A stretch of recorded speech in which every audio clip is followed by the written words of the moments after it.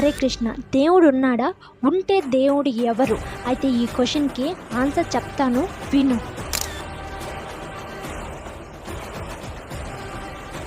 స్ఫోటనంతో big bang మొదలైంది అని చెప్తున్నారు. అంటే ఆ స్ఫోటనానికి మూలం ఏంటి? ఆక్సిజన్ శాతం అంటే 21%. కొంచెం తక్కువైనా లేదా ఎక్కువైనా జీవం ఉండదు. పరిపూర్ణ శక్తి, చైతన్యం ఉన్న శక్తి మాత్రమే దీన్ని నిర్వహిస్తున్నాడు అని తేల్చి చెప్పారు. అయితే అది ఎవరు?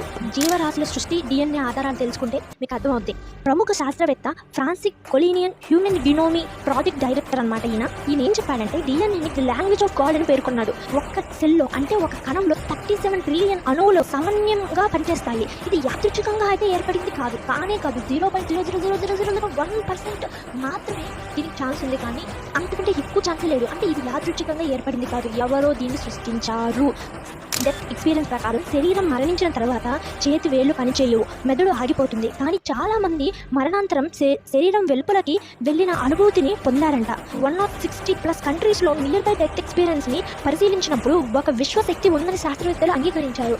ధ్యానం చేసినప్పుడు మెదడులోని సెరోటోనిన్, డోపమైన్ హార్మోన్స్ పెరుగుతాయని, అయితే శ్రీకృష్ణుడు చెప్పిన ధ్యానం ద్వారానే ఆధ్యాత్మిక చైతన్యం పొందవచ్చు అనే విషయం శాస్త్రీయంగా కూడా అంగీకరించబడింది.